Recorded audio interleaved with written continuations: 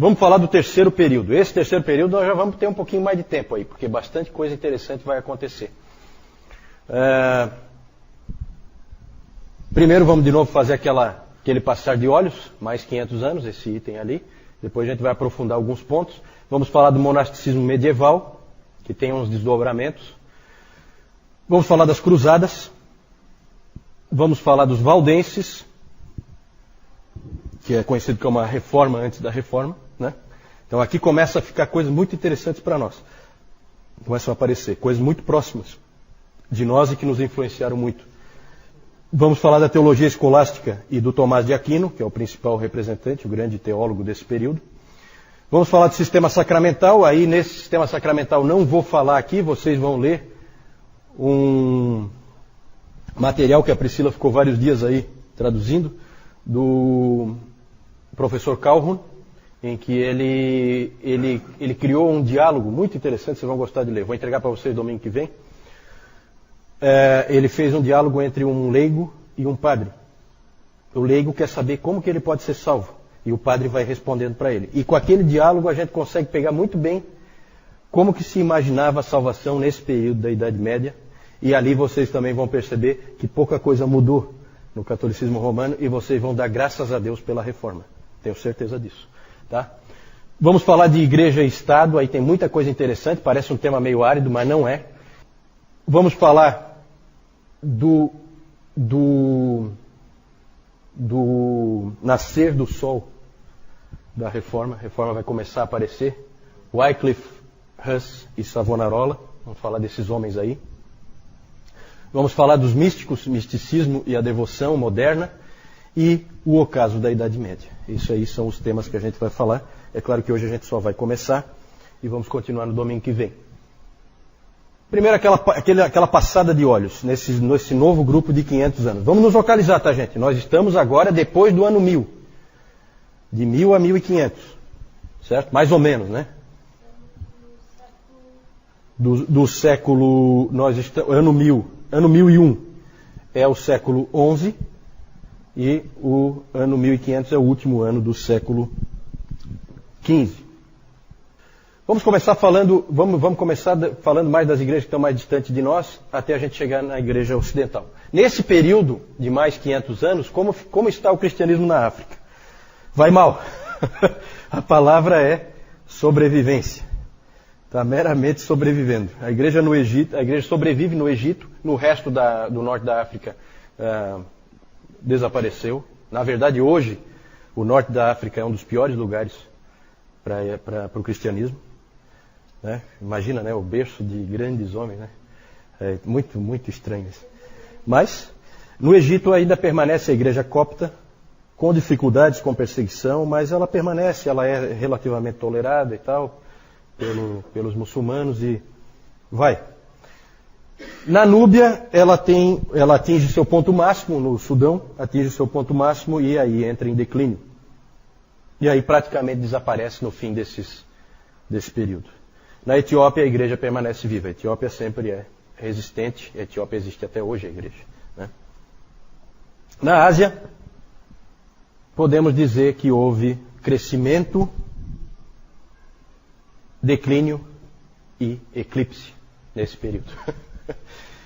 Cresce, começa a cair e desaparece. Mais ou menos isso. Na China, nós vimos que o cristianismo sumiu quando sumiu a dinastia Tang, a gente viu isso antes. Mas o cristianismo voltou à China nos tempos dos mongóis, quando os mongóis tomaram ali a China. O grande Kublai Khan era um amigo dos cristãos. Certo? Quem conhece lá o Marco Polo, sabe que o Marco Polo ele foi lá para a China e ele encontrou cristãos lá. Certo? No século XIII, Marco Polo. João de Monte Corvino, que era um missionário italiano, ele foi muito bem recebido na China. E ele se tornou o primeiro arcebispo da China, João de Monte Corvino. O problema é que ele foi também o último. Ele foi o primeiro e o último. Então não vingou muito bem a coisa lá. Porque o Kublai Khan morreu em 1294 e uma nova dinastia assumiu na China. Uma dinastia isolacionista, nacionalista e, principalmente, confucionista. Ela assumiu o confucionismo como religião oficial, era a dinastia Ming. Com ela, o cristianismo morre mais uma vez na China. Ô, coisa difícil, hein? Na Pérsia, a igreja se fortaleceu até o século XIII e aí entrou em declínio. Quando o governante mongol da Pérsia tornou-se muçulmano, a igreja diminuiu e quase desapareceu. Na Ásia Central, a ascensão de Gengis Khan, que era religiosamente tolerante, abriu uma nova oportunidade para os cristãos. Os cristãos voltaram a ter alguma força ali no centro da Ásia. Impressionante como sempre tem missionário disposto. Aquela história dos malucos, né? Sempre tem um maluco para ir lá. Agora imagina, você tem lá, você ouve falar do Gengis Khan. E você é maluco o suficiente para ir lá e pregar o evangelho lá. Sabendo quem ele é, como ele é, né?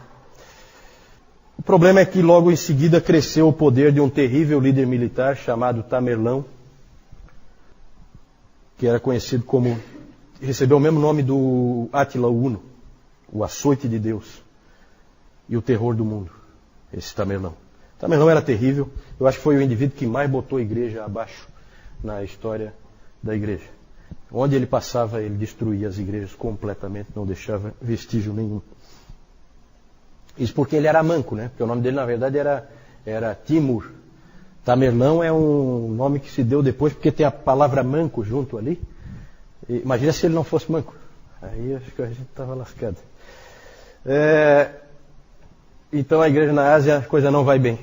Parece que Deus reservou realmente um lugar especial para a Europa. Um lugar estratégico. Né? Não é à toa. Pensem sempre na providência de Deus, tá? No futuro, a América seria descoberta pelos europeus, e os europeus iam encher de cristianismo na América. A ortodoxia oriental, em que pé que ela está? Bom, lá na transição do período anterior para esse, houve a conversão da Rússia, que foi o ponto alto. Então ela teve um ponto alto, que foi a conversão da Rússia, e um ponto extremamente baixo, que foi a queda de Constantinopla. Vocês sabem quem que tomou Constantinopla e derrubou Constantinopla? Os turcos otomanos, exatamente. Os turcos otomanos tomaram Constantinopla em 1453.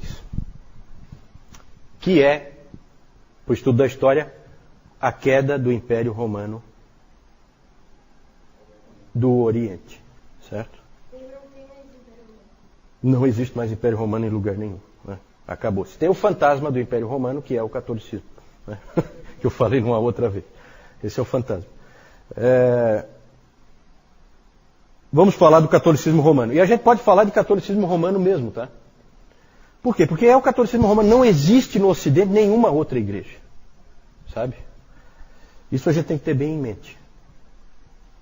Quem é Lutero? É um católico romano. Quem é Calvino? É um católico romano. Todos são católicos romanos. Não existe outra igreja. Só que o catolicismo romano, ele se caracteriza por algumas coisas que nós vamos ver agora. E essas coisas se fortalecem nesse período de 500 anos que a gente começou a estudar agora. Algumas coisas acontecem nesse período. A consolidação da cristandade. O que é cristandade? É a união muito forte entre igreja, Estado e cultura.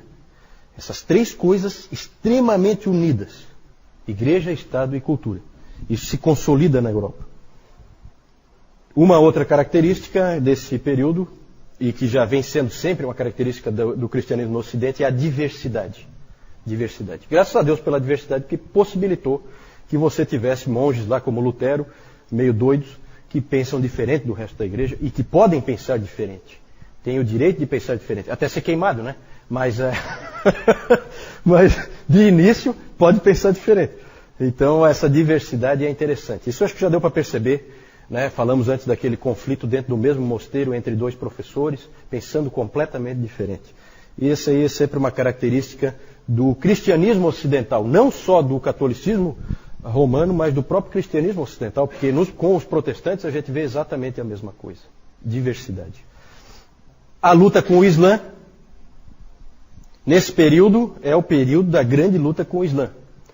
Vimos que os muçulmanos tinham tomado toda a Espanha, então parte da Europa era deles.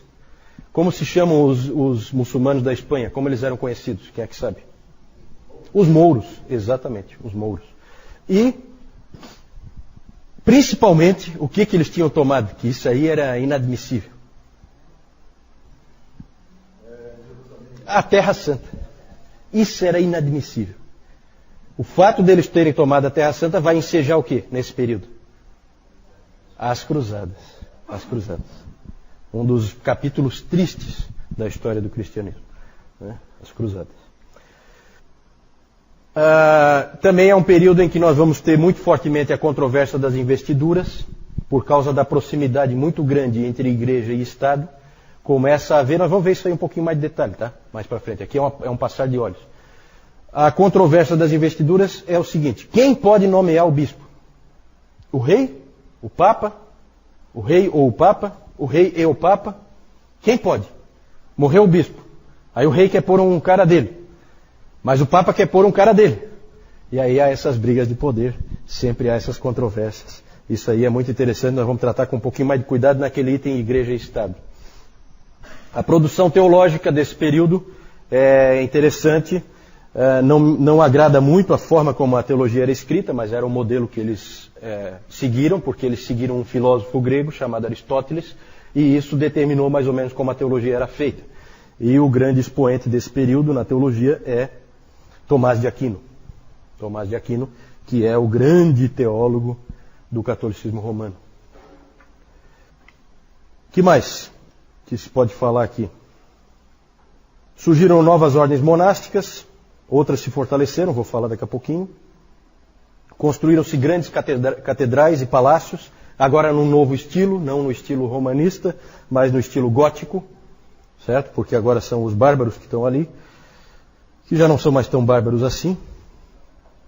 Na literatura há avanços, na verdade no final desse período nós temos o Renascimento, surgindo na Itália. Então nós vamos ter homens como Dante Alighieri e a sua Divina Comédia. Temos o Geoffrey Chaucer com os contos de Canterbury. A produção literária começa a crescer, ficar mais forte. Também é um período em que se percebe vários problemas na igreja. Sabe aquelas histórias que vocês sabem de papas absurdos, assim, que fizeram barbaridades? Né? É esse período aí, certo? Aí aqui tem todo tipo de confusão, 3 papas. Aqui, olha, na verdade, tudo isso extremamente positivo para o surgimento do protestantismo. Né? Essas coisas negativas que foram acontecendo com o papado, e aí a tentativa de reforma conciliar, tudo isso aí nós vamos dar uma olhadinha bem rápida, né? Não temos condição de aprofundar. Mas tudo isso aí gera a oportunidade de ver as coisas mudarem.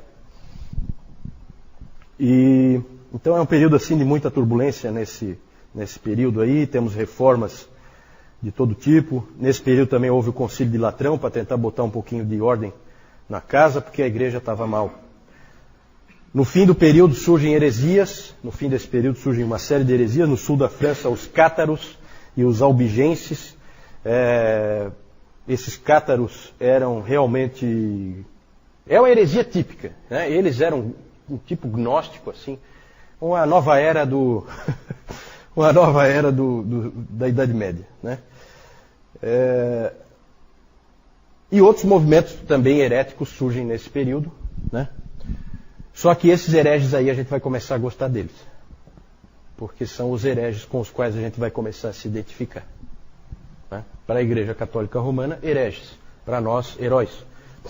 Valdenses, o John Wycliffe, eu acho que é Wycliffe que se pronuncia, o John Huss, na Boêmia. O Wycliffe e os seus Lollardos, eles pregaram a graça, traduziram a Bíblia, tudo coisas que nós gostamos, né? A mensagem dos Lollardos chegou até Praga, na Boêmia, hoje República Tcheca. Chegaram até Praga e atingiram John Huss, que foi queimado na estaca em 1415, no Concílio de Constança. E no século XV também, em Florença, na Itália, outro herege foi queimado, Girolamo Savonarola, queimado em 1498. Quando Savonarola foi queimado na estaca, um menino de 15 anos corria lá, nos campos da Alemanha. Chamava-se Martinho Lutero. Então nós estamos chegando, né? Ali já é o despertar da reforma com Wycliffe, com Huss, primeiro os valdenses vieram antes, né? E graças a Deus porque Deus fez assim. Então, mais um período aí de 500 anos.